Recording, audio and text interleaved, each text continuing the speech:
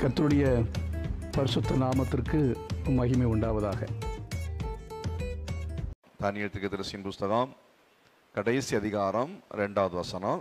பூமியின் தூளிலே நித்திரை பண்ணுகிறவர்களாகிய அநேகரில் சிலர் நித்திரை பண்ணுகிறவர்களில் அநேகராகிய சிலர் நித்திய ஜீவனுக்கும், பாருங்க, அநேகரில் சிலர் நித்திய ஜீவனுக்கும், சிலர் நித்திய நிந்தைக்கும், சிலர் நித்திய நிந்தைக்கும், இகழ்ச்சிக்கும், நித்திய நிந்தைக்கும் நித்திய இகழ்ச்சிக்கும் விழித்து எழுந்திருப்பார்கள். பூமியின் தூளிலே நித்திரை செய்கிறவர்கள் என்று சொல்லி இருக்கிறது. மரித்த பிறகு மனுஷன் அடக்கம் பண்ணப்பட்டு தூளாக போகிறான். ஆகவே இந்த விதமா மனுஷன் மண்ணுக்கு மண்ணாக, சாம்பலுக்கு சாம்பலாக, புழுதிக்கு புழுதியாக, கடைசியாக அவனுடைய சரீரம் ஒப்பு கொடுக்கப்படுகிறது. எரிந்து அவன் தூளாக போகிறான், அல்லது மக்கி மண்ணுக்கு மண்ணாக அவனுடைய சரீரம் போகிறது.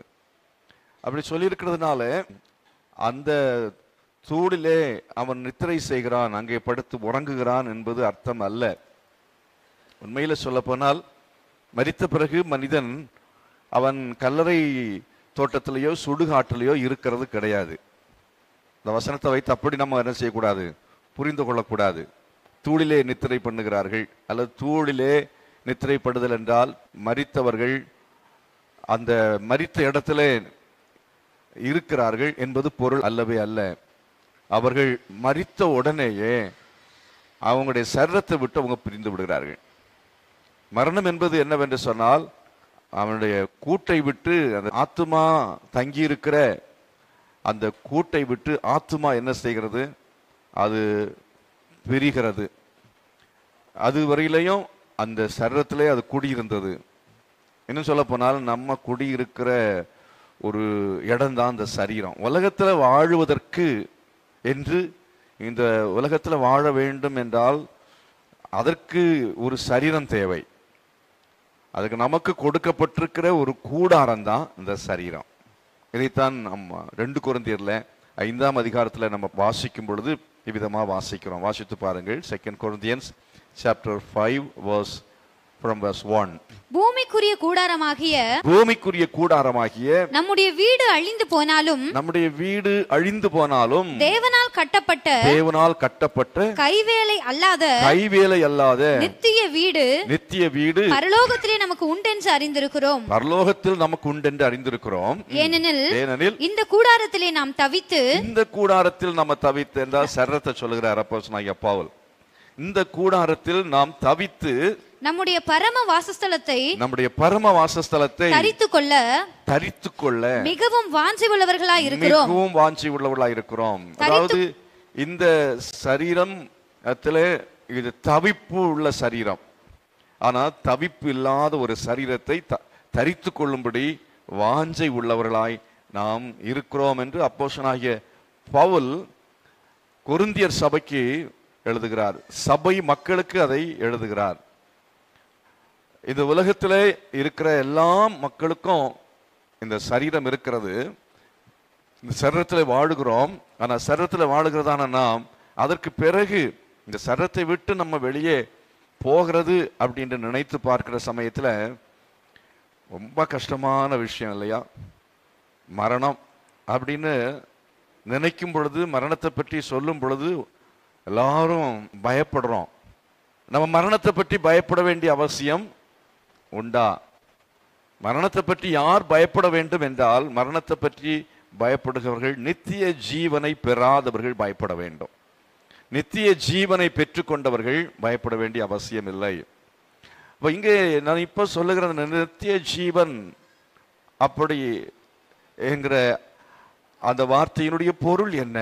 நம்ம நித்தியமாக வாழ்கிற நித்தியமான பேரின்ப வாழ்க்கைக்கு இந்த சரீரத்திலே ஒரு மனிதன் அவன் பெற்றுக்கொள்ளுகிற அந்த ஒரு தகுதியான ஒரு அனுபவம், ஒரு வாழ்க்கை. இந்த உலகத்தில் இருக்கும் பொழுதே அவன் அந்த நித்தியமான வாழ்க்கைக்கு தகுதி உள்ளவனாக அவன் மாறவில்லை என்று சொன்னால், அவன் மரணத்துக்கு பிறகு அது நித்திய பேரின்பத்தை அல்ல, நித்தியமான இழிவு அல்லாவிட்டு நித்தியமான நிந்தை உள்ளதான நரகத்துக்கு அவன் செல்லுவான். இந்த காரியங்கள் உண்மையா இல்லையா அப்படி என்கிறதை பற்றி சந்தேகப்பட வேண்டிய அவசியம் இருக்கிறதா, அது ஆராய்ச்சி செய்து பார்க்க வேண்டுமா என்று கேட்டால், ஆராய்ச்சி செய்து பார்க்க வேண்டும் என்றால் ஆராய்ச்சி செய்து பார்க்கலாம். ஆனால் ஆண்டவர் இங்கே ஆராய்ச்சி செய்து பாருங்கள், நீங்கள் அதை ஆராய்ந்து பரலோகம் ஒன்று இருக்கிறது என்றால் நீங்கள் கண்டுபிடித்து நீங்கள் நம்புங்கள், அதற்கு நீங்கள் ஏற்பாடு பண்ணுங்கள் என்று ஆண்டவர் சொல்லவில்லை. நம்ம மூளையினாலே அதை ஆராய்ந்து கண்டுபிடிக்க கர்த்தர் சொல்லவில்லை. ஆனால் என்ன சொல்கிறார் பாருங்கள், யோவான் சுவிசேஷத்தில் வாசிக்கும் பொழுது விசுவாசிக்க வேண்டும். விசுவாசிக்கிறவர்கள் அந்த நித்திய ஜீவனை பெற்றுக்கொள்வார்கள். விசுவாசிக்காதவர்களுக்கு அந்த நித்திய ஜீவன் இல்லவே இல்லை. மரித்த பிறகு நம்முடைய சரீரம் அது பிரிந்து உடனே என்ன செய்கிறது என்றால், ஒன்றில் அது பரதீசுக்கு போகிறது. பரதீசு என்கிற இடத்துக்கு போகும். அது 3ஆம் வானத்தில் இருக்கிறது அப்படி என்கிறதை நீங்கள் 2 கொரிந்தியர் என்கிற நிருபத்தில் 12வது வசனத்தில் படிக்க முடியும். 3ஆம் வானத்திற்கு எடுத்துக்கொள்ளப்பட்டு பரதீசிலே போனேன் என்று அப்போஸ்தலனாகிய பவுல் சொல்லுகிறார். அப்படி என்றால் ஒரு மனிதன் அவன் நித்திய ஜீவனை பெற்றுக்கொண்டவன். இன்னும் சொல்ல போனால், அதாவது மறுமையிலே பரலோகத்திலே வாழ்வதற்கான அந்த வாழ்க்கைக்கு உரிய அனுபவத்தை பெற்றுக்கொண்டவன், தகுதியை பெற்றுக்கொண்டவன், அந்த ரட்சிப்பை பெற்றுக்கொண்டவன், மறுபடியும் பிறந்த ஒரு மனுஷன். அதை இன்னொரு விதத்தில் சொல்ல போனால் கிறிஸ்துவின் ஜீவனை பெற்றுக்கொண்டவன். அல்லேலூயா. கிறிஸ்துவின் ஜீவனை எந்த ஒரு மனுஷன் பெற்றுக்கொண்டானோ அவன் உண்மையில சொல்ல போனால் ஆத்துமாவிலே வாழுகிறவன். நம்முடைய ஆத்துமா அது செத்து போனதாக இருக்கிறது. நம்முடைய ஆத்துமா செத்து போனதாக இருக்கிறபடினாலே நம்முடைய ஆத்துமா அது எப்படி செயல்படுகிறது அப்படின்னு பார்த்தீங்கன்னா, இப்போ உதாரணமா நீங்க எடுத்துக்கொள்ளுங்கள், யோவான் சுவிசேஷத்திலே 3ஆம் அதிகாரத்திலே 1ஆம் வசனத்தில் படிக்கிற சமயத்தில் இயேசுவிடத்திலே ஒருவன் வந்தான். இயேசுவிடத்திலே ஒருவன் வந்தபோது அவன் பெரிய ஒரு அதிகாரியாக இருந்தான். ஒரு பெரிய அதிகாரி. அவர் பெரிய அதிகாரத்திலே ஒருவர் இருக்கிறார். அந்த அதிகாரத்தினாலே பல நல்ல காரியங்களை செய்யக்கூடும். அப்படி தங்கள் அதிகாரத்தை பயன்படுத்தியோ தங்களுக்கு இருக்கிற வாய்ப்புகளை பயன்படுத்தியோ நல்ல காரியங்களை செய்கிறதுனாலையோ அதிகாரத்தில் இருக்கிறதுனாலையோ அவர்கள் நித்திய ஜீவனை உடையவர்கள் அல்ல. செயல்படுகிறார்கள். செயல்படுகிறதுனாலே அவர்கள் நித்திய ஜீவனை உடையவர்கள் அல்ல. இன்னும் அந்த வசனத்தில் நீங்க பார்க்குறீங்க, பரிசேயன் என்று சொல்லி இருக்கிறது. பரிசேயன் என்று சொன்னால் அவன் பக்தி உள்ளவன். சதுசேயர் உயிர்த்தெழுதலை நம்ப மாட்டார்கள். பரிசேயரோ உயிர்த்தெழுதலை நம்புவார்கள். மரணத்துக்கு பிறகு ஒரு வாழ்க்கை உண்டு என்பதை நம்புகிறவர்கள் பரிசேயர்கள். மரணத்துக்கு பிறகு ஒரு வாழ்க்கை உண்டு, மோட்சம் என்று உண்டு, நரகம் என்று ஒன்று உண்டு என்று நம்புகிறதுனாலே அவர்களுக்கு மோட்சம் கிடைத்து விடாது. அது மாத்திரம் அந்த நம்பிக்கை உள்ளவர்கள் எல்லாரும் நித்திய ஜீவனை, கிறிஸ்துவின் ஜீவனை, அவருடைய ஆத்மா உயிர் பெற்ற ஒரு ஆத்மா என்று சொல்லிவிட முடியாது. வந்திருக்கிற உங்களிடத்துல கேட்கிறேன், எத்தனை பேர் உங்கள் ஆத்மா ஜீவன் உள்ளதா இருக்கிறது? உயிருள்ள என்னுடைய ஆத்மா உயிர் பெற்றிருக்கிறது. வெளிப்படுத்தின விசேஷத்தில் வாசிக்கிறோம், நீ உயிருள்ள என்று பெயர் பெற்றும் செத்தவனாயிருக்கிறாய் என்று சொல்லுகிறார் பாருங்க. ஆகவே மனிதன் சரீரத்தில் உயிர் உள்ளவனா இருந்தாலும் நல்ல ஆரோக்கியம் உள்ளவனா இருந்தாலும் அது அவனுக்கு ஜீவன் அல்ல. அதிகாரம் அவனுக்கு எவ்வளவு இருந்தாலும் அவ்வளவு அதிகாரம் படைத்த அது அவனுக்கு ஜீவன் அல்ல. அவனுக்கு எவ்வளவு பணம் இருக்கலாம், அவ்விதமாய் பணம் இருப்பது அது அவனுக்கு ஜீவன் அல்ல என்று வேதம் சொல்லுகிறது. எது, அதாவது இந்த யோவான் சுவிசேஷம் 3ஆம் அதிகாரத்தில் நீங்கள் இந்த நிக்கோதேமை பற்றி பார்க்கும் பொழுது அவன் பரிசேயனாய் இருந்தான், அதிகாரியாக இருந்தான். இன்னும் 2ஆம் வசனத்தில் படிக்கிறோம், அவன் ராக்காலத்தில் இயேசுவினிடத்தில் வந்து என்று பார்க்கிறோம். இயேசு கிறிஸ்துவத்தில் சாயங்காலம் வர்றதுனால எல்லாரும் நிக்கோதேமு அப்படின்னு இல்லை, சாயங்காலம் அப்படின்றதே எங்க அர்த்தம் என்னன்னா, இயேசுவிடத்தில் அவன் பகல் காலத்தில் வரவில்லை. ஏன் வரவில்லை? ஆட்கள் எல்லாம் பார்த்துருவாங்க அப்படிங்கிறதுக்காக. அவங்க மற்றவர்கள் பார்த்து விட்டால் ஒருவேளை அவனுக்கு உத்தியோகம் செய்கிற அந்த அரசாங்கத்தில் அவனுக்கு பிரச்சனை வரலாம். இப்போ நிறைய பேர் நீங்கள் பெயர் வச்சிருக்கீங்க, 2 பெயர் இருக்கு. ஒன்று என்னது? ஞானஸ்நான பெயர். ஞானஸ்நான பெயர் சர்ச்சில் உபயோகப்படுத்துவோம், இன்னொரு பெயர் வெளியே உபயோகப்படுத்துவோம். ஒன்று சர்டிஃபிகேட் நேம். 2 விதமான ஒரு விதத்தில் நம்ம காட்டிக்கொள்கிறோம். ஆகவே நித்திய ஜீவன் என்பது எது அல்ல என்பதை பற்றி பார்த்தோம். நித்திய ஜீவனை பெற்றுக்கொண்டவர்கள் அவங்க ராத்திரி இல்லைன்னா மறைந்து ஒளிந்து வாழ மாட்டார்கள். அல்லேலூயா. நித்திய ஜீவனை ஒளிச்சு வைக்க முடியாது.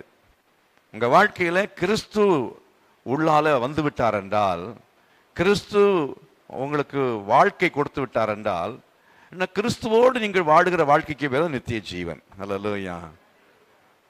அதாவது கணவனோடு வாழ்றதுக்கு பேர் என்ன? குடும்ப வாழ்க்கை. அப்படிதானே? அது வரையிலையும் நீங்க ஹாஸ்டல்ல வாழ்ந்திருப்பீங்க, தனியா வாழ்ந்திருப்பீங்க. தனிக்காட்டு ராஜான்னு சொல்லுவாங்க பாருங்க. எப்ப வேணா போகலாம், எப்ப வேணா வரலாம், உங்களை கேட்கறதுக்கு ஆளே இருக்காது. ஆனா கல்யாணம் பண்ண பிற்பாடு உங்களுக்கு இப்போ கட்டுப்பாடு இருக்கு. மனைவி கேட்பா, எங்க போன இவ்வளவு நேரம், கேட்பாங்களா இல்லையா? மனைவியை கணவன் கேட்பான், பிள்ளைங்களை பெற்றோர் கேட்பாங்க. அந்த மாதிரி ஒரு கட்டுப்பாடு என்ன செய்ய வருகிறது. அப்போ கணவனோடு வாழ்கிற வாழ்க்கை அப்படிங்கிறது என்னன்னா அது குடும்ப வாழ்க்கை. மனுஷனுடைய வாழ்வுன்னு அவனுக்கு ஒரு வாழ்வு. கல்யாணம் பண்ண பிற்பாடு அவனுக்கு ஒரு வாழ்க்கை அமைஞ்சிருக்குன்னு சொல்றாங்க. வேலை கிடைச்சதுனால ஒரு வாழ்க்கை அமைஞ்சிருக்குன்னு சொல்லுவாங்களா? இல்லை. வேலை கிடைச்சதுனால அவனுக்கு ஒரு நல்ல வாழ்க்கை அமைஞ்சிருக்கு அப்படின்னு சொல்ல மாட்டாங்க. ஆனா ஒரு நல்ல கணவன் அமைஞ்சிட்டா அவனுக்கு வாழ்க்கை அமைஞ்சிருக்குன்னு சொல்லுவாங்க. ஒரு நல்ல மனைவி அமைஞ்சிட்டா வாழ்க்கை அமைஞ்சிருக்கு அப்படின்னு சொல்லுவாங்க. அதே வேளையில ஒரு குடிகாரம் அமைஞ்சிட்டுன்னு சொன்னா அவனுக்கு வாழ்க்கை கெட்டு போச்சு அப்படின்னு சொல்லுவாங்க. அவளுடைய வாழ்க்கை அவன் கெட்டு போச்சுன்னு சொல்லுவாங்க. ஒரு சரியில்லாத ஒரு மனைவி வாயாடி, வாயை அடைக்கவே தெரியாது. சில ஆட்களுக்கு வாய் அடைக்கவே தெரியாது. காரணம் என்ன? பெண்களுக்கு நிறைய பேசுறதுக்கு சமாச்சாரம் இருக்குமா, ஆண்களுக்கு கொஞ்சம் இருக்கும், பெண்களுக்கு நிறைய இருக்கும்னு சொல்லுவாங்க. அதனால அவங்களுக்கு என்னன்னா நிறைய அதை பேசாம இருந்தால் ஹார்ட் வெடிச்சிரும். அதனால எங்க வாய்ப்பு இருக்கோ அங்கெல்லாம் அப்படி இப்படி பேசுவாங்க, பேசிக்கிட்டே இருப்பாங்க. அதை கண்ட்ரோல் பண்ண, லிமிட் பண்ண தெரியாது. 80% இன்னும் உள்ளால இருக்கு. 20% தான் வெளியில எல்லாத்தையுமே கொட்டி இருக்கிறாங்க. எப்படி? இப்போ ஆண்களுக்கு கம்மியா இருக்கு. காரணம் என்னன்னா, இப்போ கடை தெருவுக்கு போறீங்கன்னு வச்சுங்க, கடை தெருவுக்கு போனா நீங்க மேலோட்டமா பார்ப்பீங்க, அந்த பஸ் போச்சுது வந்தது பார்ப்பீங்க, ஒண்ணுமே இங்க இருக்காது. சொல்றதுக்கு வீட்டில் ஏதாவது சொல்றதுக்கு இருக்குமா? ஒன்றும் இருக்காது. கடைக்கு போயிட்டு என்ன வழியில் என்ன விஷயம் போனேன், கடையில் வாங்கினேன், வந்தேன், அவ்வளோதான். ஒன்றுமே அங்கே இருக்காது. ஆனால் பெண்கள் அப்படி இல்லை. அவங்க என்ன பண்ணுவாங்கன்னா, ரோட்டில் எந்த பஸ்ஸு போச்சு, அது எந்த கலரில் போச்சுது, அது எந்த ஊருக்கு போச்சு, அதில் யார் இறங்குனாங்க, அது யார் ஏறினாங்க, இப்படின்னு ஒவ்வொரு காரியத்தையுமே என்ன செய்வாங்கன்னா ரொம்ப அனலைஸ் பண்ணி அப்படியே ரொம்ப கேப்சர் பண்ணிடுவாங்க. எல்லாத்தையும் ஸ்டோர் பண்ணி வச்சுருப்பாங்க. கடைக்கு போயிட்டு வந்த உடனே வீட்டில் புருஷன் என்ன வேலை பண்ணிட்டு இருந்தாலும் சரி, ஜெபம் பண்ணிட்டு இருந்தாலும் சரி, பைபிள் வாசிட்டு இருந்தாலும் எதை பற்றியும் கவலையே கிடையாது. முதல்ல இதெல்லாம் கொட்டணும், அப்புறம்தான் அவங்களுக்கு ஹார்ட் ஃப்ரீயாக இருக்கும். எல்லாம் சொல்லுவாங்க, கேளு முதல்ல, என்ன நீ சும்மா அங்கே நான் சொல்கிறத முதல்ல கேளு அப்படின்னு சொல்லி அத்தனை குப்பையும் நல்லது பொல்லாது எல்லாத்தையும் கொட்டணும் அவங்களுக்கு. கொட்டினதுக்கு பிறகுதான் அவங்களுக்கு நிம்மதியே என்ன செய்யும், வரும். அதனால தான் பைபிளில் ஒரு இடத்துல சொல்லியிருக்கு, பெண்கள் என்ன செய்யக்கூடாது, சபையில் பேசாமல் இருக்கணும். என்ன செய்யக்கூடாது? சபையில் ஏதாவது பேசணும்னா நீ தனியாக பேசு போய். சபையில் என்ன செய்யக்கூடாது? பேசக்கூடாது. எங்கே பேசணுமோ அங்கே பேசணும், எங்கே பேசக்கூடாதோ அங்கே பேசக்கூடாது. இதுதான் நீதிமொழியின் புத்தகத்தில் படிக்கிறேன். ஞானம் விளங்க தன் வாயை என்ன செய்கிறாள்? எதையாவது பேசிடணும் அப்படின்னு பேசணும்னா வம்பா போயிடும். ஆகவே ஆண்களாக இருந்தாலும் சரி, பெண்களாக இருந்தாலும் சரி, நம்ம கவனமாக வாயை திறக்க வேண்டியது இருக்கிறது. குடும்பமான வரையிலையும் நம்ம ரொம்ப ஞானி ஆயிட்டோம்னா பேச்சு குறைஞ்சிரும். ஆமாம், நல்லையா?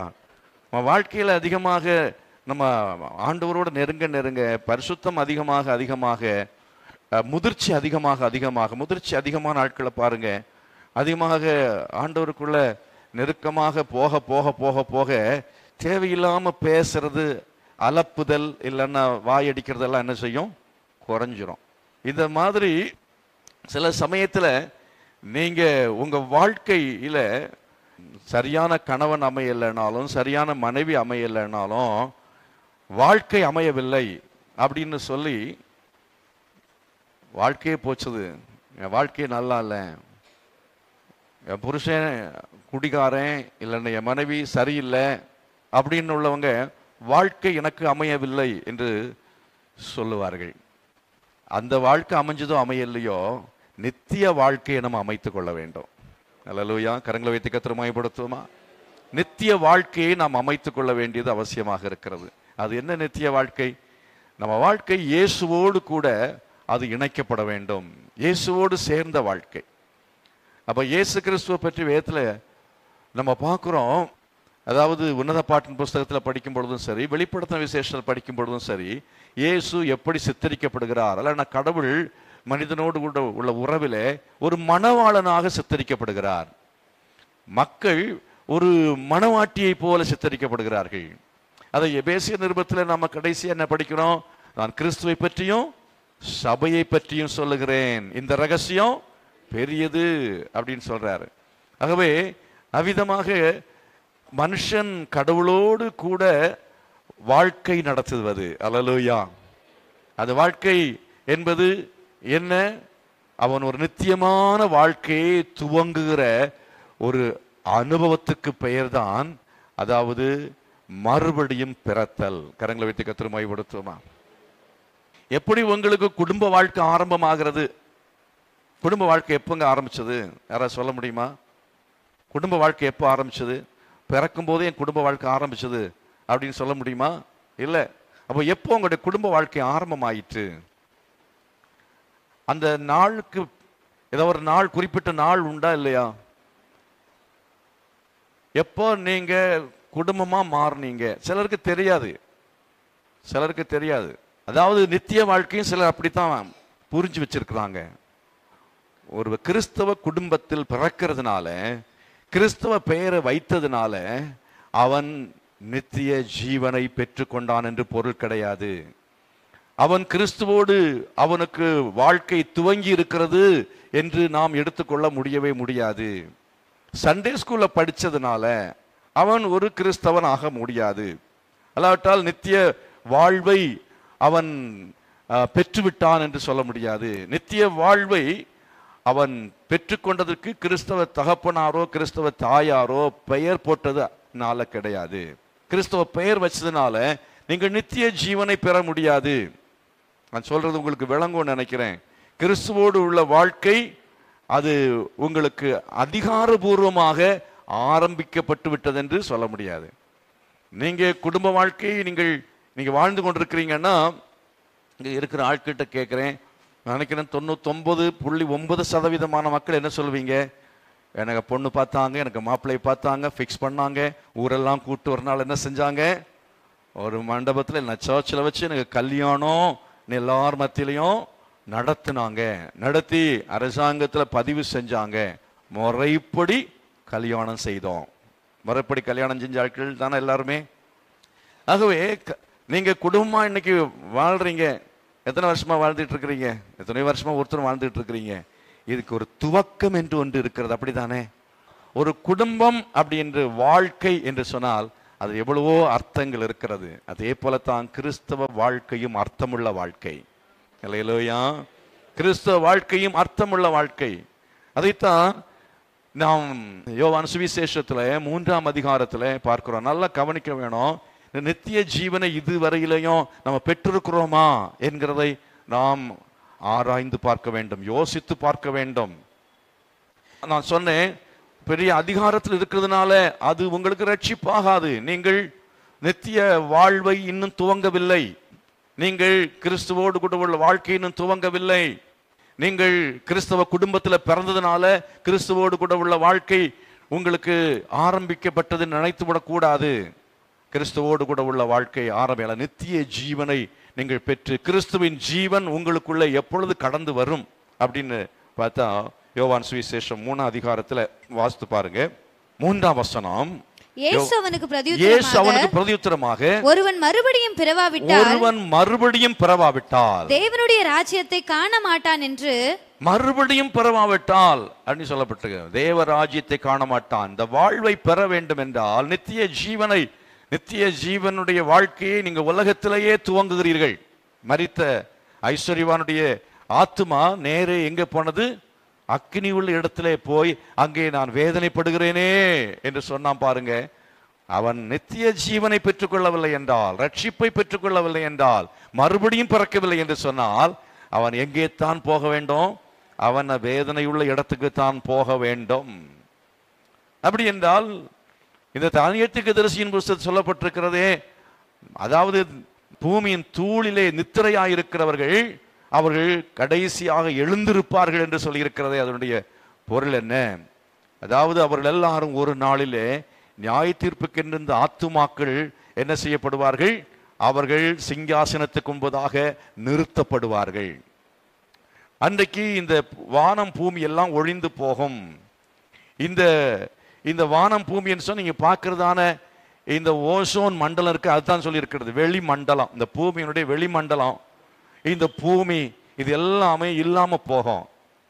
இது இல்லாம போய்விடும் அப்படிங்கிறதுக்காக தான் இந்த உலகத்துல மனுஷன் ரொம்ப நாள் வாழ முடியாது என்கிறதுக்காக இந்த பூமியை கெடுத்து நாசமா பண்ணி வச்சிருக்கிறான்.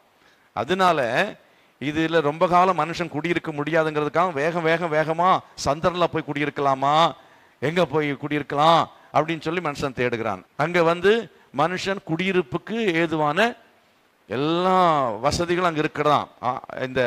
இந்த மனுஷன் குடியிருப்பதுக்கு முக்கியமா தேவை என்னன்னா ஆக்சிஜன் தேவை, தண்ணி தேவை. இதெல்லாம் இருக்கிற ஒரு இடம், கிரகம் ஒன்று இருக்கிறது அப்படின்னு சொல்லி கண்டுபிடிச்சிருக்கணும். ஆனா ஒரு சிக்கல் என்ன அப்படின்னு சொன்னா அங்க போக முடியாதுன்னு தான் பிரச்சனை. போக முடியாதுங்கிறதா பிரச்சனை. ஏன் அப்படின்னா 100 ஒளி ஆண்டுகள் ஆகுமாம் பிரயாணம் பண்ணி போறதுக்கு. 100 ஒளி ஆண்டுகள். ஒரு ஒளி ஆண்டுன்னு சொன்னாலே அது எத்தனையோ கோடி மைல்கள். அப்போ எத்தனை தலைமுறை ஆனாலும் இவன் போய் டிராவல் பண்ணி போய் ரீச் பண்ண முடியாது. அப்படிப்பட்ட ஒரு டிஸ்டன்ஸ் இருக்கு. ஒருவேளை அவன் கண்டுபிடிச்ச சொர்க்கமா இருக்குமோ எனக்கு தெரியல. வடதிசையுள்ள சியோன் பர்வதம் வடிவமான ஸ்தானமும் சர்வபூமியின் மகிழ்ச்சியுமா இருக்கிறதுன்னு சொல்லப்பட்டிருக்கிறது. ஆண்டவர் இந்த பூமியை எல்லாத்தை விட நமக்கென்று ஒரு சொர்க்க பூமியை அவர் ஆயத்தமாய் வைத்திருக்கிறார். ஹல்லேலூயா. அவர் 100 ஒளி ஆண்டு தூரத்துல கண்டுபிடிச்சிருக்கிறேன்னு சொல்றான். அவன் எவ்வளோ கோடி கோடி கோடி கோடியா பணத்தை கொட்டி கண்டுபிடிச்சிருக்கிறான். ஆனா நான் ஒண்ணுமே செலவு பண்ணாமலே நம்ம கண்டுபிடிச்சிட்டோம். எதை கண்டுபிடிச்சிட்டோம்? இந்த உலகத்துல நம்முடைய வாழ்க்கை போனாலும், இந்த உலகத்துல நம்ம எரித்து கொண்டாலும், இந்த உலகத்துல நம்ம என்ன செய்தாலும் சித்திரவதை பண்ணி கொன்று போட்டாலும், இந்த உலகத்துல ஒரு நாள் நாம் இந்த சரத்தை விட்டு வெளியே வர வேண்டியது வரும், மரணம் வரும். அப்பொழுது மரணம் வரும் பொழுது நாம் இந்த சரத்திலிருந்து வெளியே வர்ற சமயத்துல எத்தனை 100 ஒளி ஆண்டுகளோ நமக்கு தெரிய வேண்டிய அவசியம் இல்லை. இந்த சரீரம் பிரயாணம் பண்றதுக்கு தான் நிறைய ரெஸ்ட்ரிக்ஷன் இருக்கிறது. ஆனா நம்முடைய ஆத்துமாவில நாம் பிரயாணம் பண்ணுவதற்கு எத்தனை 100 ஒளி ஆண்டுகளையும் ஒளி வேகத்தை விட அதிக வேகத்தில் நம்ம பறந்து போக முடியும். இந்த ஆத்துமா அப்படி வேகமாய் பறந்து போக முடியும். ஆகவே இந்த உலகத்தினுடைய கட்டுப்பாடுகள் எல்லாவற்றையும் நம்ம உடைத்து எறிந்து அதுக்கு மேலான ஒரு நிலைமையில வாழக்கூடிய ஒரு அனுபவம் தான் நித்தியமான வாழ்க்கை. அல்லேலூயா. அங்க போனது பிறகு அழிவு கிடையாது, கண்ணீர் இல்லை, கவலை இல்லை, துன்பம் இல்லை, துயரம் இல்லை, இந்த உடம்பும் இல்லை. இந்த உடம்பை வச்சா ரொம்ப கஷ்டம். சளி பிடிக்குது, திடீர்னு காய்ச்சல் வருது, இடுப்பு வலி வருது, கால் வலி வருது, தலைவலி வருது. இந்த உடம்பை வச்சு என்ன பண்றதே தெரியல. சம்பாதிக்கிறது எல்லாமே டாக்டருக்கே கொடுக்குறோம். மெடிக்கல் ஸ்டோர்ல அதிகம் கூட்டம் இருக்கா, இல்ல மளிகை ஸ்டோர்ல ரொம்ப கூட்டம் இருக்கா? மெடிக்கல் ஸ்டோர்ல தான் ரொம்ப கூட்டம் இருக்கிறத பாக்குறேன். மளிகை ஸ்டோர்ல வாங்குறதுக்குள்ள காசு எல்லாம் அங்க போயிடுது. ஆகவே இங்க வாங்குறதுக்கு காசு இல்லாம போகுது. ஆகவே அங்க நம்ம போனதுக்கு பிறகு நம்ம கவலைப்பட வேண்டிய அவசியமே இல்லை. கணவனோட வாழ்ந்து பழகிட்டாங்க, மனைவியோடு வாழ்ந்து பழகிட்டாங்க. இப்ப தனியா வாழவே முடியல, வாழ பிடிக்கவும் இல்லை, வாழ பிடிக்கவும் இல்லை. சீக்கிரம் போயிட்டா போதும், இனி நான் எதுக்கு இருந்து என்ன பிரயோஜனம், ஏன் நான் இருக்கணும், என்ன ஆண்டவர் எடுத்துக்க வேண்டியதானே அப்படின்னு சொல்றாங்க. நான் இன்னொன்று சொல்லட்டுமா இந்த விஷயம், இந்த இடத்துல கணவனோட ரொம்ப காலம் வாழ்ந்து பழகிட்டு கணவன் இல்லைன்னா வாழவே முடியாது. மனைவியோடு ரொம்ப நாள் வாழ்ந்துட்டு தனியா வாழ முடியாது என்கிறது போலவே ஆண்டவரோடு ரொம்ப நாள் வாழ்ந்துட்டு அப்புறம் அவர் இல்லாம வாழவே முடியாது. அப்படி எத்தனை பேர் சொல்றீங்க? ஹல்லேலூயா. இயேசுவோடு இணைந்த வாழ்க்கை, நித்திய ஜீவனை உடைய வாழ்க்கை, நித்திய சந்தோஷத்தை உடைய வாழ்க்கை, நித்திய சமாதானத்தை உடைய வாழ்க்கை, நித்தியமான ஆரோக்கியத்தை தரக்கூடிய வாழ்க்கை, நித்திய நம்பிக்கையுடைய வாழ்க்கை, அந்த வாழ்க்கையை நம்ம இயேசுவோட தான் அனுபவிக்க முடியும். இப்போ இயேசுவோடு வாழ்ந்த ஆட்கள் இயேசு இல்லாமல் வாழ முடியுமா? ஞாயிற்றுக்கிழமை வழக்கமாக ஆராதனைக்கு வர்ற நீங்க ஞாயிற்றுக்கிழமை ஆராதனைக்கு வரல அப்படின்னு சொன்னா ஏதோ பறி கொடுத்தது மாதிரி இருக்கும். வாழ்க்கைங்கிற அர்த்தம் இல்லாம இருக்கும். ஒரு மாதிரி ஒரு வறட்சியை நீங்க பார்ப்பீங்க, இல்லாமைய பார்ப்பீங்க, ஒரு எம்டினஸை பார்ப்பீங்க. வழக்கமா ஜெபம் பண்ணிட்டு இருக்கிற நீங்க ஒரு நாள் ஜெபம் பண்ணலான்னு பாருங்க, உங்க வாழ்க்கை எப்படி இருக்கும்? ஒரு மாதிரி ஒரு பாதுகாப்பு இல்லாதது போல உணர்வீங்க, ஒரு சந்தோஷம் இல்லாம உணர்வீங்க, ஒரு பய நிறைந்த ஒரு நிலைமையை நீங்க என்ன செய்வீங்க? உணர்வீங்க. எல்லாம் கைவிட்டு போனது மாதிரி நினைப்பீங்க.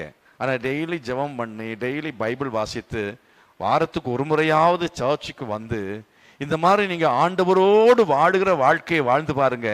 இந்த வாழ்க்கை வாழ்ற சமயத்துல அது உங்களுக்கு நித்தியமான மகிழ்ச்சியை தரக்கூடிய வாழ்க்கையாக இருக்கிறது, நித்திய பேரின்பத்தை தருகிற வாழ்க்கையா இருக்கிறது. சொல்ல போனா பூலோகத்திலேயே சொர்க்கத்தை நாம் துவங்கி விட்டோம். பூலோகத்திலேயே பரலோகத்தை அனுபவிக்க துவங்கினவர்கள் யார்? இயேசு கிறிஸ்துவை அவருடைய வாழ்க்கையில ஜீவனாய் பெற்றவர்கள். அல்லேலூயா. சத்தமா கர்த்தரை மகிமைப்படுத்துவோம். இப்ப சொல்லுங்க, இயேசு உங்களுக்கு யாரு? ஜீவன். அல்லேலூயா. இதனால தான் அப்போஸ்தலனாகிய பவுல் சொன்னார், கிறிஸ்து எனக்கு ஜீவன், சாவு எனக்கு. சாவை பற்றி கூட எனக்கு கவலை, இயேசு ஜீவன் அப்படின்னா சாவு ஆதாயம். சாவு என்பது அது நமக்கு நஷ்டமே இல்லை.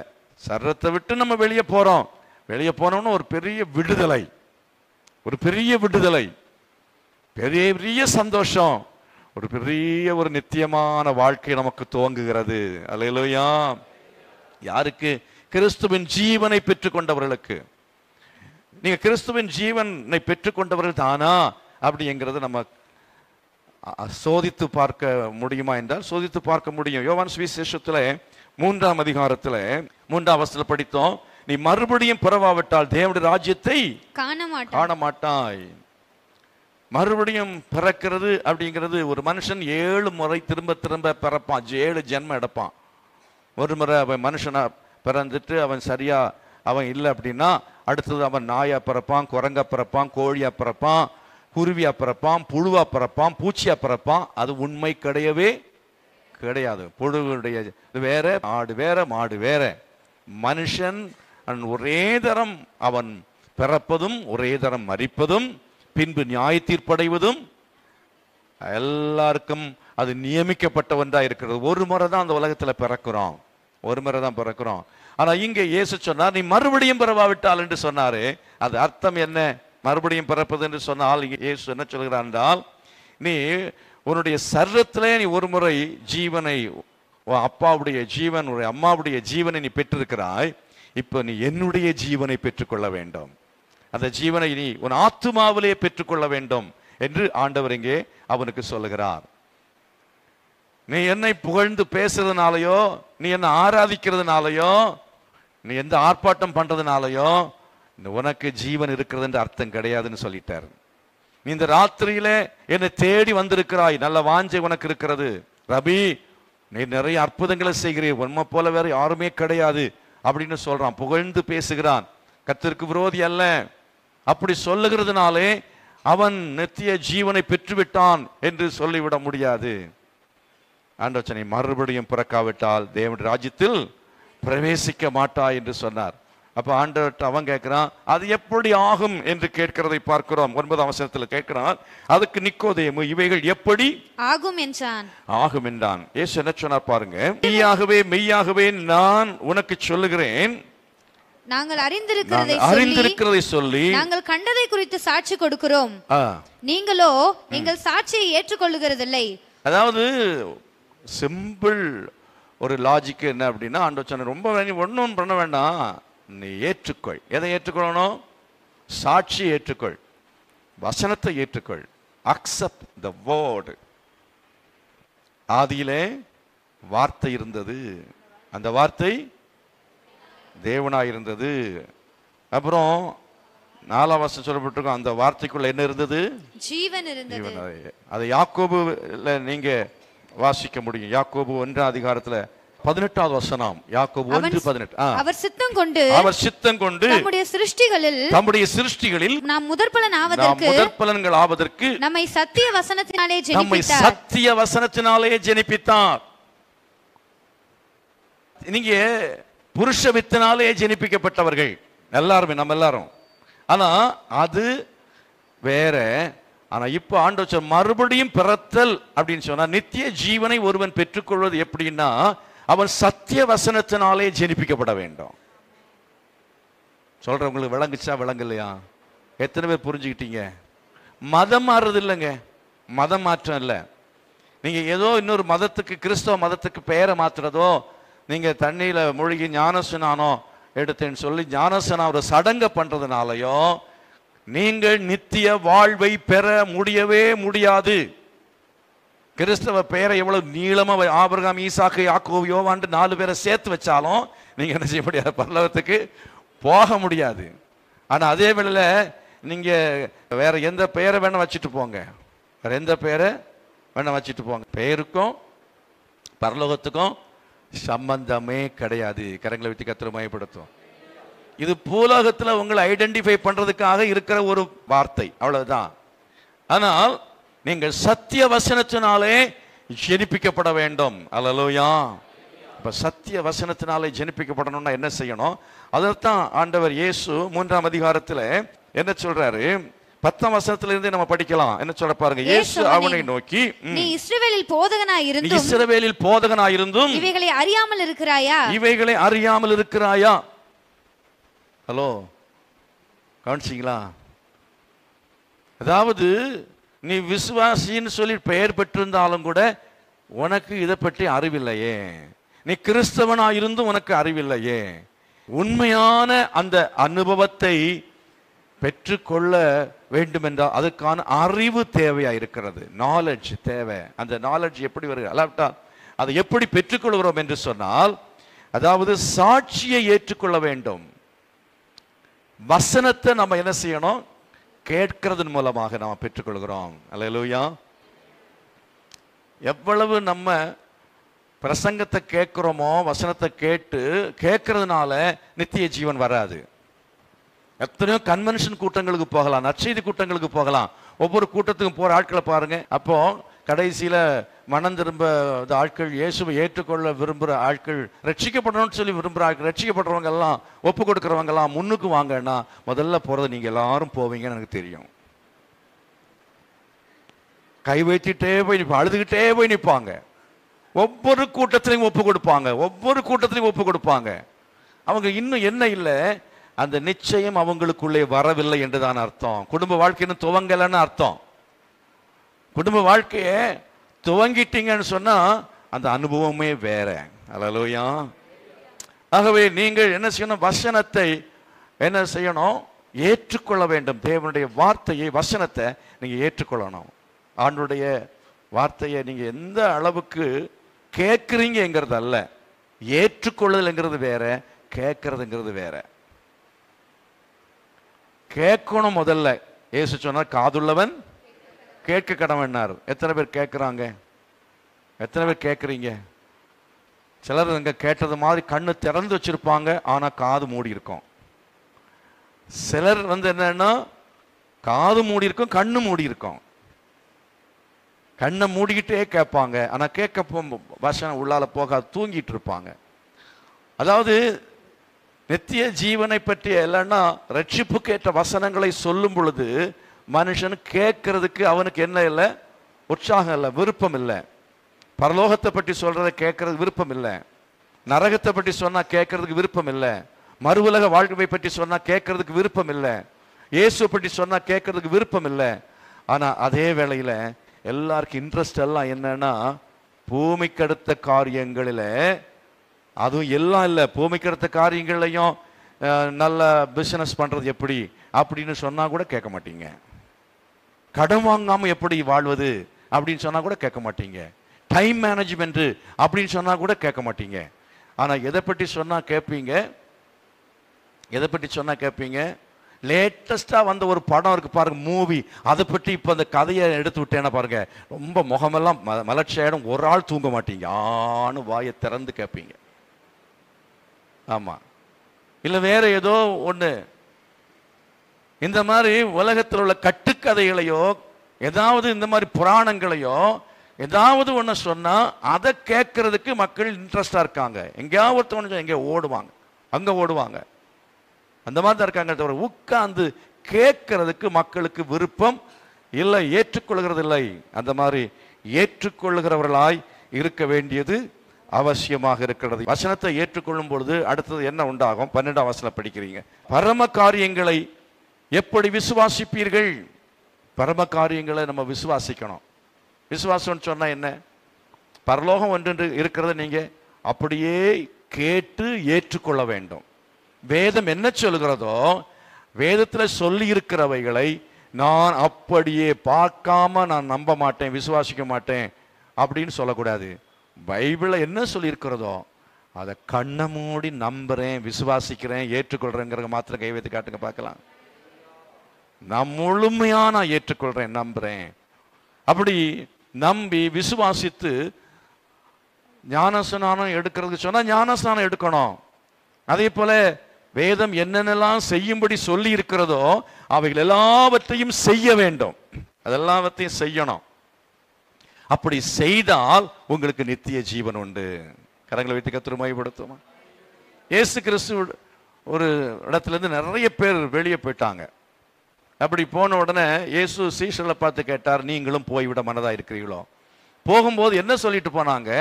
இது கடினமான உபதேசம், யார் கை கொள்ளுவாங்க, யார் நிலை நிற்பாங்க, யார் கை கொள்ளுவாங்க? கிறிஸ்தவ வாழ்க்கை ரொம்ப கடினம், யார் கை கொள்ளுவாங்க? கை கொள்ள முடியாது. இது கடினமான உபதேசம், அதெல்லாம் எங்களுக்கு ஒத்து வரவே வராது. சும்மா போனோமா, ஒரு 2 பாட்டை பாடணுமா, ஒரு 10 நிமிஷம் பொதுவாக எதையோ ஒன்று ஒரு பிரசங்கத்தை பண்ணணும், அதை கேட்டுட்டு தூங்கிட்டு அப்புறம் எழும்பி நாங்கள் வந்துக்கிட்டே இருக்கணும். கடமைக்காக ஒரு சர்ச்சுக்கு போனோம் அப்படின்னு சர்ச்சுக்கு போயிட்டு இருக்கிறவங்க தான் ஏராளமான ஆட்கள். விளங்குதா? அதாவது அந்த சர்ச்சஸ்ல போய் ரட்சிப்பு அப்படின்னு சொன்னா முகம் சீரியஸ் ஆகிடும், ஆட்கள் கேட்க மாட்டாங்க. நீ மனம் திரும்பணும் அப்படின்னா கோபம் வந்துடும், நீ ஞானஸ்நானம் எடுக்கணும்னா கோபம் வந்துடும், பரிசுத்தாய் பெறணும்னா கோபம் வந்துடும். கிறிஸ்தவங்கள் தான், ஆனாலும் அவைகளை அவர்கள் ஏற்றுக்கொள்கிறதே இல்லை. அப்படினால நாம என்ன செய்ய வேண்டும்? முழுமையாக நம்ம வசனத்தை இல்லை பைபிள் இருக்கிற அத்தனை காரியங்களையும் நாம் அப்படியே ஏற்றுக்கொண்டு விசுவாசித்து ஏற்றுக்கொண்டு அதன்படி காரியங்களை செய்கிற மக்களா இருக்க வேண்டும். இயேசு சொன்னார், நீங்களும் போய்விட மனதா இருக்கிறீர்களோ? ரொம்ப கடினமா இருக்கு அப்படின்னு சொல்லிட்டு போயிட்டாங்க. இப்போ சில ஆட்கள் நீங்க போன வருஷம் இருந்தாங்க, சிலர் இன்னைக்கு இந்த வருஷம் இருக்க மாட்டாங்க. ஆனா 25 வருஷமா இருக்கிறவங்க இருக்கிறாங்க, 30 வருஷமா இருக்கிறவங்க இருக்கிறாங்க. ஆனா போன வருஷம் 1 வருஷம் வந்துருப்பான் போயிருப்பான், 5 வருஷம் வந்துட்டுப்பான் போயிருப்பான், அப்படியே சிலதெல்லாம் போயிடும். ஆனா பேதுரு என்ன சொன்னான் தெரியுமா? அதெல்லாம் சொல்லல, நாங்க யார்கிட்ட போவோம்? நித்திய ஜீவ வசனங்கள் உம்மிடத்தில் உண்டே. அல்லேலூயா.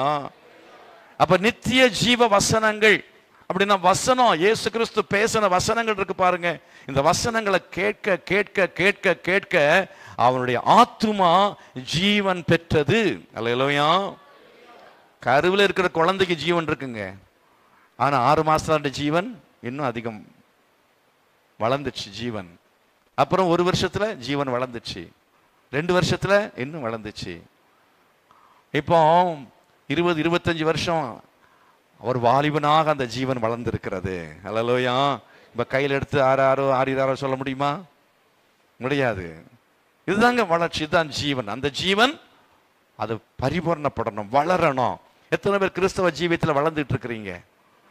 உங்களுடைய வாழ்க்கையில அந்த ஜீவனை பெற்றுக்கொண்டுதான நாம் அந்த ஜீவன் வளர்ச்சி அடைய நம்மை ஒப்பு கொடுக்க வேண்டியது அவசியமா இருக்கிறது. அல்லேலூயா. ஆண்டவரே, ஜீவன்ல வளரணும்னு எத்தனை பேர் விரும்புறீங்க? வளரணும்னு சொன்னா என்ன செய்யணும்? நீங்க அந்த நித்திய ஜீவ வசனங்களின் மேல் வாஞ்சையாய் தாகமாய் நீங்களும் நானும் இருக்கணும்.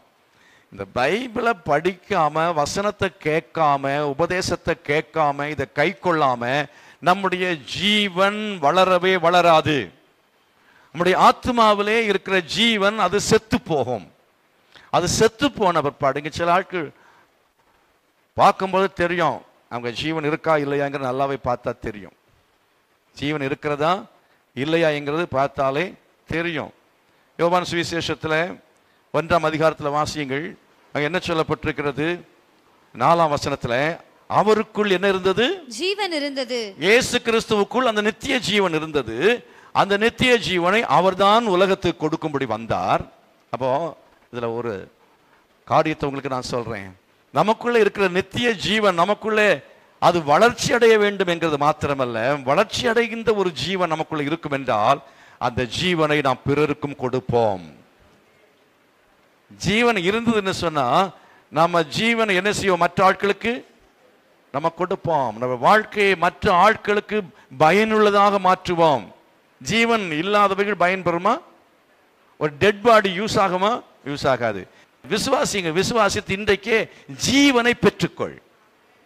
ஒரு உயிருள்ள கிறிஸ்தவனாக வாழ வேணும். கிறிஸ்தவ வாழ்க்கையை பற்றி சொல்லணும்னா வேதத்தில் பாருங்க, யோவான் சுவிசேஷத்தில் அந்த ஜீவன் அவருக்குள் இருந்த ஜீவனை பற்றி சொல்லி இருக்கிறது. 2ஆம் வசனத்தை படிங்க. அவர் ஆதியிலே தேவனோடு இருந்தார். ஜீவன் அவருக்குள்ள இருக்கிறது காரணம் என்ன தெரியுமா? உங்களுக்குள்ளால கிறிஸ்துவின் ஜீவன் இருக்க வேண்டும் என்றால், ஒரு ஆரோக்கியமான கிறிஸ்தவனா இருக்க வேண்டும் என்றால், உங்கள் ஆத்துமா சாகாமல் இருக்க வேண்டும் என்றால், ஜீவனுள்ள ஆத்துமாவாய் நீங்கள் செயல்படுகிற ஒரு நபரா இருக்க வேண்டும் என்றால் என்ன செய்யணும்? தேவனோடு இருக்க வேண்டும். அல்லேலூயா. யாரோடு இருக்கணும்? தேவனோடு இருக்க வேண்டும். அவர் யாரோடு இருந்தார்? அவருக்குள் என்ன இருந்தது? உங்களோட தேவன் இருக்கிறாரா? தேவன் உங்களோட கூட இருக்கிறார். ஆனா நீங்க தேவனோடு இருக்கிறீங்களா என்கிறதான் கேள்வி. இயேசு சொன்னார், கர்த்தர் என்ன சொல்லியிருக்கிறார்? கடவுள் என்ன சொல்லியிருக்கிறார்? நான் உன்னை விட்டு விலகுவதும் இல்லை. அவர் பொய் சொல்ல மாட்டார். அவர் நம்மை விட்டு விலகி போக வேண்டும் நினைக்கவில்லை. ஆனா அதே வேளையில நாம் அவரை விட்டு விலகி போனோம். அவரோடு நாம் இல்லை. ஆண்டவரை விட்டு நம்மை பிரித்த காரியங்கள் எவைகள் என்கிறதை நம்ம பார்க்கணும். எதனால ஆண்டவரை விட்டு நம்ம பிரிஞ்சு போனோம்? தைரியமா சொல்ல முடியுமா? நான் ஆண்டவரோட கூட இருக்கிறேன். எத்தனை பேர் தைரியமா சொல்ல ஆண்டவரோட கூட இருக்கிறேன்? எத்தனை பேர் சொல்ல முடியும்? 1 மணி நேரமாவது ஜெபம் பண்றது, வேதத்தை வாசிக்கிறது, அவரோட பேசுறது, அவர் நம்மோட பேசுறது, அதுதாங்க வாழ்க்கை. தேவனோடு கூட வாழுகிற வாழ்க்கைன்னு சொன்னா என்ன? ஒரு வீட்டில் வாழும்போது நம்ம சேர்ந்து சந்தோஷமா பேசுறது, சாப்பிட்றது, சேர்ந்து போறது வர்றது, அதுதான் கணவனோடு இருக்கிறேன், புருஷனோடு இருக்கிறேன், பிள்ளைங்களோடு இருக்கிறேன், பெற்றோரோடு இருக்கிறேன்னு சொல்றது. அது இல்லைன்னா அவங்களோட இருக்கிறேன் என்று நீங்கள் சொல்லுவது பொய் ஆக இருக்கும். அது ஒரு மாய்மாலமாக இருக்கும். அதே போலத்தான் நான் தேவனோடு கூட இருக்கிறேன் என்று சொன்னால் நம்ம என்ன செய்யணும்? அவரோட சம்பாஷிக்கணும், அவர் சத்தத்தை நம்ம கேட்கணும், ஜெபிக்கணும், வேத வாசிக்கணும், ஆலயத்துக்கு நம்ம வர வேண்டும், அவருக்கு ஊழியம் செய்யணும். இதெல்லாம் செஞ்சோன்னா தான் நாம் அவரோடு இருக்கிறேன் என்று சொல்ல முடியும். கரங்களை வைத்து கர்த்தரை மகிமைப்படுத்துவோமா? அடுத்தது நீங்க பாருங்க, 3வது வசனத்துல என்ன சொல்லி இருக்கிறது? அவர் மூலமாய் உண்டாயிற்று. சகலமும் அவர் மூலமாய் உண்டாயிற்று. நல்ல கவனிங்க. ஜீவன் உங்களுக்குள்ளால இருக்கு அப்படின்னு சொல்லி நம்புறீங்களா? இருக்கா? எத்தனை பேருக்கு இருக்கு? சகலமும் அவர் மூலமாய் உண்டாயிற்று அப்படின்னா உங்களால உண்டான ஏதோ ஒன்று உருப்படியா நடக்கணும். ஆமென். முதலாவது பிரதானமா ஆத்துமாக்களை நீங்க ஒரு சபைக்கு போறீங்கன்னா இன்னொரு ஆத்துமாவை ஆதாயப்படுத்தி ரட்சிப்புக்குள்ள நடத்தணும். உங்க மூலமா ஒரு ஆத்துமா ரட்சிக்கப்படணும். நல்லது நடக்க வேண்டும். உங்க வீட்டில் நல்லது உங்க மூலமா நடக்கணும். உங்க மூலமா ஆக்கப்பூர்வமாக ஏதோ ஒன்று நடக்கிறது அப்படின்னு சொல்ல முடியுமா? அதாவது நம்ம எல்லாம் உண்டாக்குறவர்கள் அல்ல, அழிக்கிறவர்கள். ஆனா உண்மையா ஜீவனை பெற்றவன் அவன் அழிக்கிறவன் அல்ல, அவன் ஆக்குகிறவனாய் இருப்பான். கரங்களை வைத்து கர்த்தரை மகிமைப்படுத்துவோமா? அந்த மாதிரி நீங்க சபைக்கு வந்து என்ன செஞ்சீங்க? ஒரு மகனாக நீங்க என்ன செஞ்சீங்க? ஒரு மகளாக நீங்க என்ன செஞ்சீங்க? ஒரு அப்பாவாக அம்மாவாக நீங்க என்ன செஞ்சீங்க? சகலம் அவர் மூலமாய் உண்டாயிட்டவர் சிருஷ்டிக்கிறவராய் இருந்தார். ஆமென். நாம மூலமாக காரியங்கள் சிருஷ்டிக்கப்பட வேணும், உண்டாக்கப்பட வேணும். இந்த கல்யாணம் ஆகாம இருக்கிறாங்க, ஒரு கல்யாணத்தை பார்த்து வைங்க. யாரோ ஒருத்தர் இருந்துட்டு போட்டுமே. ஒருத்தர் வஸ்திரம் இல்லாம இருக்கிறாங்க, வஸ்திரம் கொடுக்கணும். இப்படி நம்ம எதையோ ஒன்று நம்ம செய்கிற ஆட்களாக இருக்க வேண்டும். பிரயோஜனமான காரியங்களை, மனுஷனுக்கு பிரயோஜனமான காரியங்களை செய்கிற ஆட்களாக நம்ம இருக்க வேண்டும். அப்படி செயல்படாதவர்கள் உயிருள்ளவர் என்று சொல்லவே முடியாது. உயிருள்ளவர் என்று சொல்லவே முடியாது. மூணாவது வாசிக்க பார்க்கலாம், 5வது வசனத்துல, அந்த ஒளி இருளில் என்ன செய்கிறது? பிரகாசிக்கிறது. பிரகாசிக்கிறது. அதாவது அந்த ஒளி இருளிலே பிரகாசிக்கிறது. அந்த வாசிங்க, இருளானது அதை பற்றி கொள்ளவில்லை. அப்படின்னு அர்த்தம் என்ன? இந்த உலகத்துல எவ்வளவு பிரச்சனைகள் இருக்கும். உலகத்தில் இருக்கிற எல்லாமே பிரச்சனை தான். இருள் நிறைந்த உலகம்.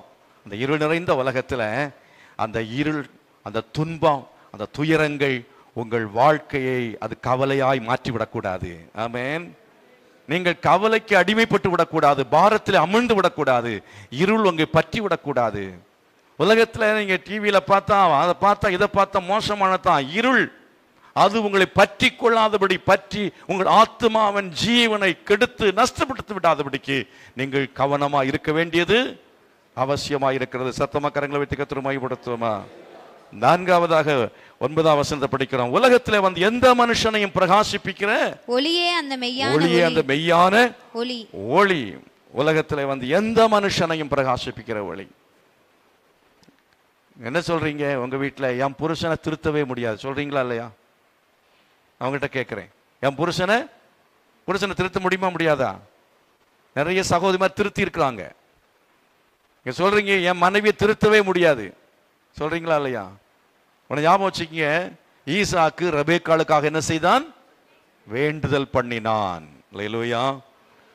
நம்ம ஜெபம் பண்ணோம்னா கணவனுக்காக மனைவி, மனைவிக்காக கணவன், இல்லைன்னா கீழ்ப்படியாத பிள்ளைகளுக்காக, சரியில்லாத மக்களுக்காக ஜெபம் பண்ணோம்னா நிச்சயமா எந்த மனுஷனையும் பிரகாசிப்பிக்க செய்ய முடியும்.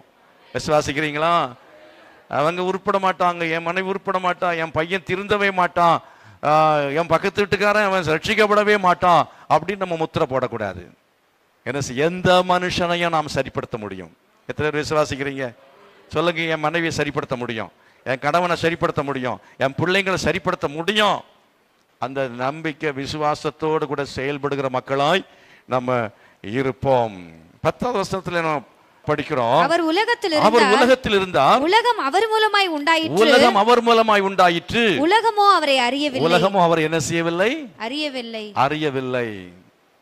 அதாவது உலகம் அறியாது உங்களை, உலகம் உங்களை ஏற்றுக்கொள்ளாது. உண்மையா ஜீவன் இருக்கும்னா உங்க ட்ரெஸ்ஸை உலகம் ஏற்றுக்கொள்ளாதுங்க. நீங்க உடுத்துற உடைய உலகம் ஏற்றுக்கொள்ளாது. உலகம் ஏற்றுக்கொள்றது மாதிரி நீங்க உடுத்துறீங்க, உலகம் ஏற்றுக்கொள்றது மாதிரி உங்க வேஷம் எல்லாம் போடணும்னா ஆத்மா செத்து போயிடும். ஆனா உங்களை பார்க்கும்போது என்னடா இந்த ஒரு மாதிரி இவன் இருக்கிறான், என்ன நெத்தியில ஒன்றும் காணோம், மற்றவங்கள மாதிரி நெத்தியில ஒண்ணுமே இல்லை அப்படின்னு சொன்னா உங்களை என்ன செய்ய மாட்டாங்க. சில சமயத்துல உங்க சமுதாயம் ஏற்றுக்கொள்ளாமல் இருக்கலாம். அதற்காக நாம் உலகத்தாரை போல நடக்க, உலகத்தாரை போல நாம் வேஷம் போடவோ, உலகத்தாரை போல நாம் காரியங்களை செய்ய முடியாது. ஒரு கல்யாணம் வரும், வீட்டில் ஒரு ஃபங்க்ஷன் வரும் பொழுது உலகத்தாரை திருப்திப்படுத்துறது மாதிரி உலகம் உங்களை ஏற்றுக்கொள்ள வேண்டும் என்று நீங்கள் நடக்க ஆரம்பித்தால் உங்க ஆத்மா செத்து போகும். நித்திய ஜீவன் என்ன செய்வீர்கள்? இழப்பீங்க. உலகம் ஏற்றுக்கொள்ளாட்டாலும் பரவாயில்ல, என்னை ஏற்றுக்கொள்ள வேண்டியவர் ஆண்டவர். எத்தனை பேர் சொல்றீங்க?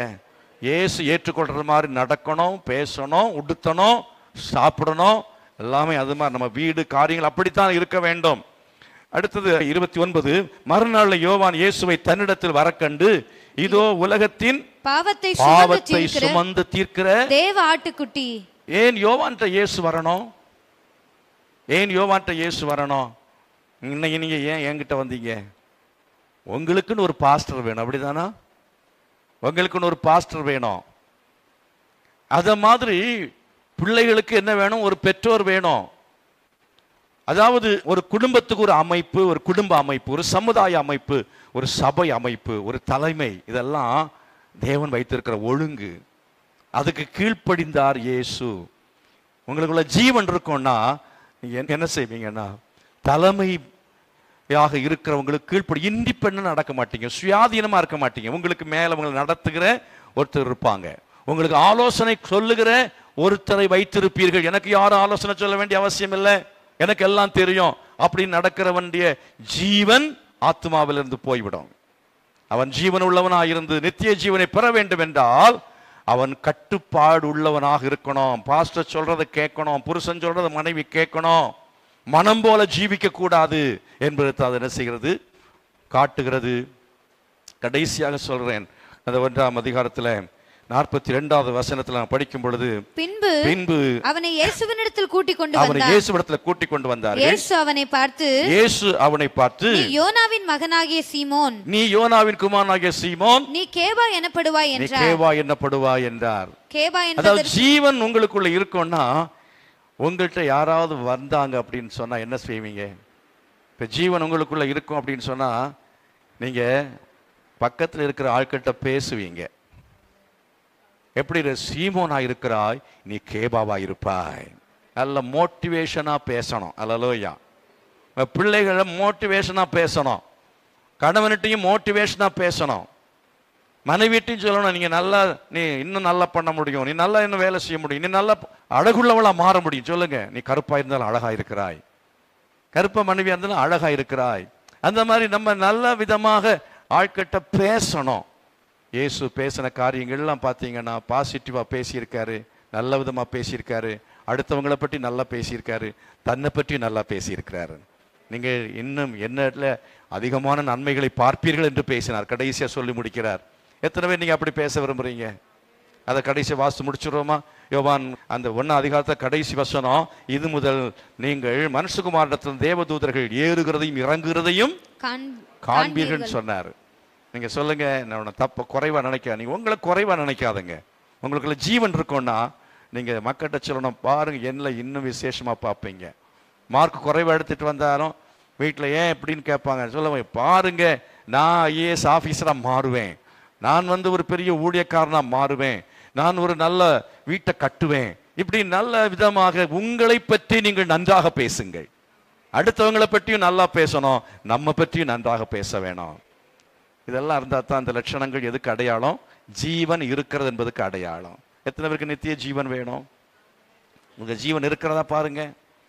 எத்தனை பேர் அதை பெற்றுக்கொள்ள விரும்புறீங்க? எளிமை நிற்போமா? நல்ல கரங்களை வைத்து ஆண்டு ஒரு சின்ன ஜெபம் பண்ண போறோம். தகப்பனே, இந்த மாலை வேளையில் நம்முடைய சமூகத்தில் கடந்து வருகிறோம்ப்பா. நாங்கள் கர்த்தாவை கேட்ட வசனத்தின்படியாக நித்திய ஜீவனை நாங்கள் உடையவர்களாய் மாற வேண்டும். இந்த உலகத்திலேயே கர்த்தாவே நாங்கள் நித்திய ஜீவனை பெற்றுக்கொண்ட மக்களாக நாங்கள் மற்றவர்கள் மத்தியில வித்தியாசமாக காட்சி அளிக்க தக்கதாக அந்த ஜீவனை எங்களுக்கு தர வேண்டும் என்று ஜெபிக்கிறோம். இந்த உலகத்தில் இருக்கிற மக்கள் அக்கிரமத்திலும் பாவத்திலும் செத்து மரித்த மக்களாக இருந்து கொண்டிருக்கிறார்கள். பாரம்பரியத்திலே மரித்து போன மக்களாக இருக்கிறார்கள். சடங்காச்சாரத்தினாலே மரித்து போன மக்களாக இருக்கிறார்கள். ஆண்டவரே, நீர் எங்களை உயிர்ப்பித்ததுக்காக நன்றி என்று சொல்லி நன்றியோடு துதிக்கிறோம் ஐயா. கிறிஸ்துவின் ஜீவன் எங்களுக்கு தந்ததுக்காக நாங்கள் உமக்கு நன்றி செலுத்துகிறோம் ஆண்டவரே. எங்களை மறுபடியும் பிறக்கும்படியாக உம்முடைய வசனத்தின் மூலமா எங்களை உயிர்ப்பித்ததுக்காக நன்றி செலுத்துகிறோம் ஆண்டவரே. அநேகர் ஜீவனை இழந்தவர்களாக, சோர்ந்து போனவர்களாக, ஆண்டவரே, அரைகுறையான நிலைமையிலே வந்தவர்களை நீர் இப்பொழுது உயிர்ப்பித்திருக்கிறதுக்காக நன்றி செலுத்துகிறேன். இந்த உயிரை கர்த்தாவே இழந்து விடக்கூடாது, இந்த ஜீவனை இழந்து விடக்கூடாது. இந்த ஆவிக்குரிய ஜீவனை, இந்த ஆத்மீக ஜீவனை காத்துக் கொள்ளும்படியாய் உதவி செய்ய வேண்டும் என்று ஜெபிக்கிறேன். ஒவ்வொருவருக்கும் உதவி செய்யும் ஐயா. நித்தியமான அந்த இகழ்ச்சிக்கு, நித்தியமான நிந்தைக்கு போகிற மக்களாக அல்ல, நித்தியமான ஆண்டவரே மகிழ்ச்சிக்கு உரியதான வாழ்க்கை வாழ்வதற்கு பரலோகத்தில் அதை பெற்றுக் கொள்ளத்தக்க நிலைமையிலே இன்றைக்கு உம்மோடு வாழ்க்கை ஆரம்பித்து விட கிருபை செய்யும். அந்த வாழ்க்கை உம்மோடு தொடரும்படியாய் கிருபை செய்யும். உம்மிலே நிலைத்திருக்கும்படியாய் கிருபை செய்ய வேண்டும் என்று ஜெபிக்கிறேன். உம்மை விட்டு எந்த சக்தியும் பிரித்து விடாதபடி காத்துக்கொள்ள வேண்டுமாய் கேட்கிறேன். ஜீவனை நஷ்டப்படுத்தி விடாதபடி காத்துக்கொள்ளும்படியாய் ஜெபிக்கிறேன். இயேசுவின் நாமத்தில் பிதாவே.